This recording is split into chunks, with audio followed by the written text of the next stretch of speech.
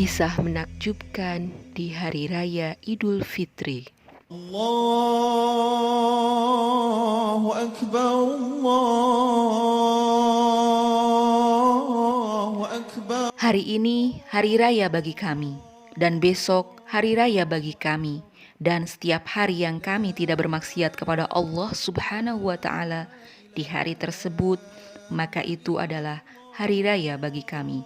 Amirul Mukminin Ali bin Abi Thalib.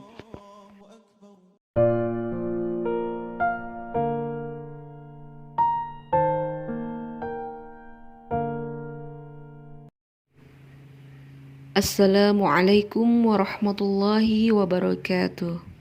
Alhamdulillahi rabbil alamin. Wassalatu wassalamu ala ashrafil anbiya wal mursalin Sayyidina Muhammadin wa tayyibin al-ma'sumin wa ashabil muntajabin. Amma ba'd. Segala puji bagi Allah Subhanahu wa ta'ala. Salawat dan salam terlimpah untuk Nabi Muhammad sallallahu alaihi wasallam, untuk keluarganya Al-Athhar dan sahabatnya Al-Akhyar. Beberapa hari yang telah terlewati, kita telah melewati Hari Raya Idul Fitri sebagai salah satu hari raya umat Islam. Di Hari Raya Idul Fitri, beberapa tradisi kita lakukan hal yang sangat positif, seperti saling memaafkan. Kemudian kita juga melakukan tradisi seperti membuat makanan yang enak di hari 1 Syawal, tentunya setelah melaksanakan puasa selama 1 bulan di bulan Ramadan yang penuh keberkahan.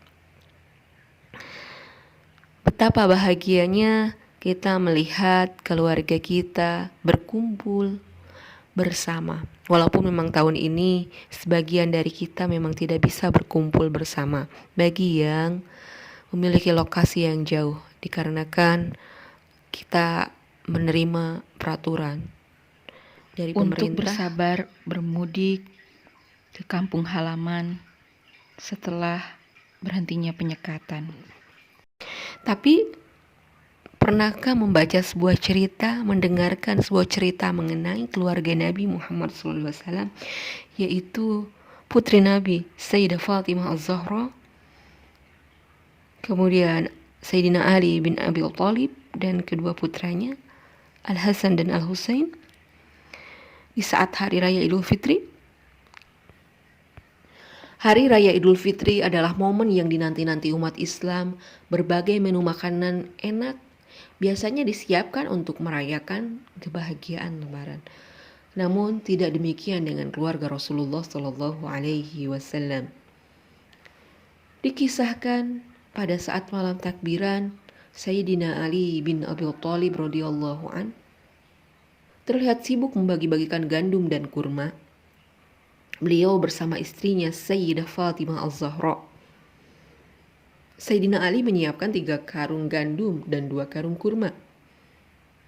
Sayyidina Ali memanggul gandum, sementara istrinya Sayyidah Fatimah menuntun Sayyidina Hasan dan Sayyidina Husain. Mereka sekeluarga mendatangi kaum fakir miskin untuk disantuni. Esok harinya tibalah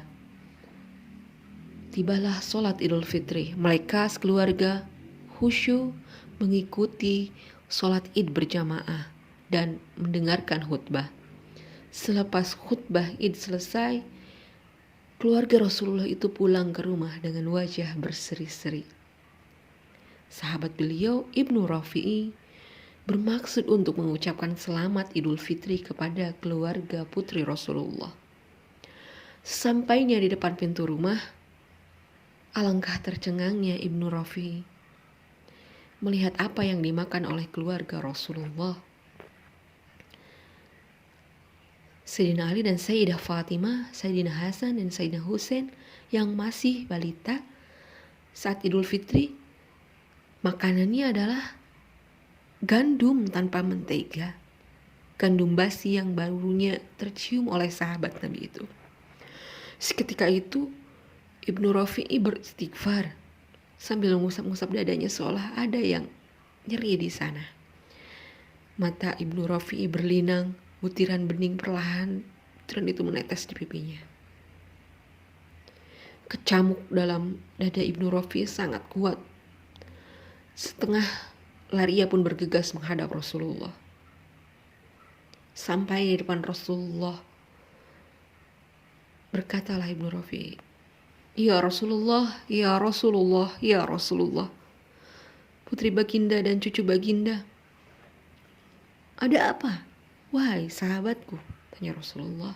"Tengoklah ke rumah Putri Baginda." "Ya Rasulullah, tengoklah cucu Baginda, Hasan dan Husain." "Kenapa keluargaku?" Rasulullah pun bergegas menuju rumah Sayyidah Fatimah. Tiba di teras rumah, tawa bahagia mengisi percakapan antara Sayyidina Ali, Sayyidah Fatimah dan kedua putrinya. Mata Rasulullah pun berlinang.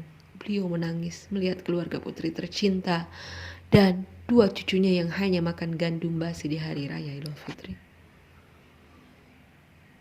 Di saat orang lain berbahagia, di saat semua orang makan yang enak-enak, keluarga Rasulullah pun tawa bahagia dengan hanya memakai gandum yang baunya tercium tak sedap. Ya Allah, Allahumma ishhad, Allahumma ishhad. Ya Allah saksikanlah, ya Allah saksikanlah.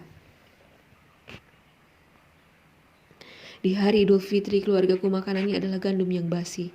Mereka mencintai kaum fuqara dan masakin. Mereka relakan lidah dan perutnya mengecap makanan basi asalkan kaum fakir miskin bisa memakan makanan yang lezat. Allahumma ishhad. Saksikan ya Allah, saksikanlah. Bibi Rasulullah berbisik lembut.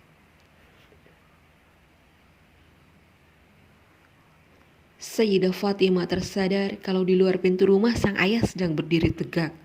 "Duhai ayahanda, ada apa gerangan ayah menangis?" Rasulullah tak tahan mendengar pertanyaan itu. Setengah berlari ia memeluk putri kesayangannya sambil berujar, "Surga untukmu, nak, surga untukmu." Demikianlah cerita yang dipaparkan menurut Ibnu Rafi'i, keluarga Rasulullah pada hari raya Idul Fitri. Menyantap makanan yang basi dan bau, Ibnu Rafi'i berkata, "Aku diperintahkan oleh Rasulullah agar tidak menceritakan tradisi keluarganya setiap Idul Fitri. Dan aku pun simpan kisah itu dalam hatiku. Namun setelah Rasulullah wafat, aku takut dituduh menyembunyikan hadis. Maka aku ceritakan hal ini agar menjadi pelajaran bagi segenap kaum muslimin." Referensi ini diambil dari Musnad Imam Ahmad Jilid 2. Masya Allah. Saat kita mendengar cerita dari keluarga Nabi, tergerak hati kita. Betapa kita menjadi orang yang bersyukur dan beruntung. Selalu dalam Idul Fitri disertai dengan kebahagiaan. Mungkin menikmati makanan yang enak-enak, berpakaian yang baru. Tapi betapa mulianya mereka mencontohkan sekalipun kita tidak melakukan tradisi tersebut.